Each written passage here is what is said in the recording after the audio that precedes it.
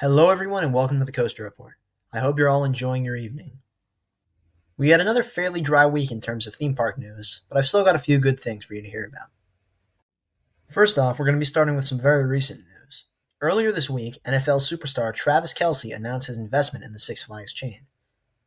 That's right, we're bridging the sports coaster gap, everyone. Speaking of which, for all of you coaster heads out there that literally spend your entire life behind a restraint, you may not even know who Travis Kelce is. If you fall into the classification I just described, then I'll fill you in. Travis Kelce is a 36-year-old NFL player and the current tight end of the Kansas City Chiefs. As you might remember, his involvement with the team makes him a 3-time Super Bowl champion. So yeah, a pretty prominent figure as far as athletes go. Anyway, Kelce just shook the coaster industry by dumping an insane $200 million investment into Six Flags. When questioned about this financial decision, in particular, Travis spoke fondly of his time at Cedar Point as a child. Growing up in Ohio, it was naturally his closest park and what he was raised on. Perhaps my favorite part of all this, though, is the headlines we're getting from this. I kid you not, there is an article titled, "A Ride Called Cruel Summer, Travis Kelce Teams Up, Invests in Six Flags." What's that? Oh, you coaster heads don't get this one either?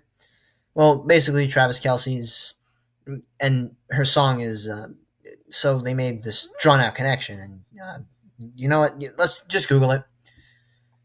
Moving on, the next two things I want to discuss are a bit more closely involved with the roller coaster industry. Firstly, over in California, let's talk about Fast and Furious at Universal Studios Hollywood. For the longest time, Universal Studios Hollywood was by far the weaker of the two major U.S. Universal parks. Florida obviously trumped it. However, that was all thrown up in the air when the Hollywood park revealed a new spinning coaster placed atop the iconic hill that separates the park. The concept art and animations for this ride looked absolutely amazing, but we hadn't heard anything in months about this ride. Finally, we were just recently able to see it testing. Additionally, the park shared concept imagery and video that formalizes this ride's opening in 2026. Exciting. Anyway, the ride is looking great, and it's exciting to see where it goes in the future. Lastly, before we go, I just wanted to mention some other truly exciting news. If you've been in the coaster community for a few years at this point, you probably remember Codaland, and if not, I'll clue you in. The Circuit of the Americas is a national racetrack down near Austin, Texas. However, they were looking to branch out their tourism market. Enter Codaland. Standing for Circuit of the Americas Land, Codaland will be an amusement park that supplements the racetrack. I say will like this park hasn't opened yet. Actually, it's been open to the public since 2020. So why do I act like this park isn't open yet then? Well, when the park was originally announced, they outlined 2 thrill coasters that would serve as the park's headliners. One was from Gerstlauer, the other Vekoma. If you still don't remember, the park released concept art back in 2020 and 2021 for Palindrome, a Gerstlauer Infinity, with a really cool element over the road, and Circuit Breaker, what was going to be the first tilt coaster in the US, and the first new-gen tilt coaster as well. However, Cedar Point snatched this record up from them fast. You snooze, you lose, Codaland. After these rides were announced and imagined with digital software, the hype died down fast and it was radio silence for nearly 3 years. Finally, last year, some images started to pop up online of the ongoing construction of both coasters. First, in the summer of 2024, we got some images of what appeared to be a fully completed Palindrome. Yet, ironically, that ride has not been talked about in any official park statement in nearly 4 years at this point.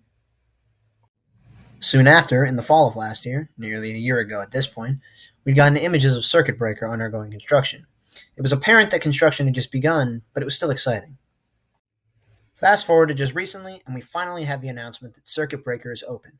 Now, as thrilling as this is, I'd like to point out 2 things.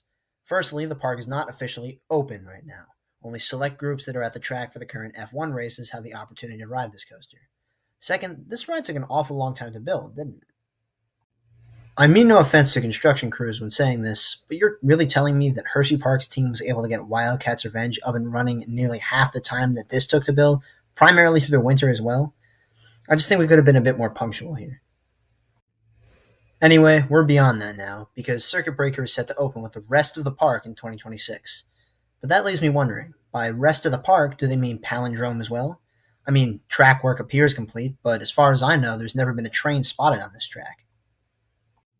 So, will Palindrome open with the rest of the park in 2026? Well, I'd love to give you a definitive answer, but right now, all I can say is that it's hard to tell. While I normally would say that there's no way this ride could open, considering it's nearly November, bear in mind that track work is complete. The park might want to cycle this ride in the cold anyway, so who knows? As I've said again and again, only time will tell. For now, though, all we can do is hope. With that being said, ending on what I hope is an uplifting note, that's just about all the time we have for tonight. We hope to see you all back here soon. For now, though, this has been the Coaster Report. Good night, everyone.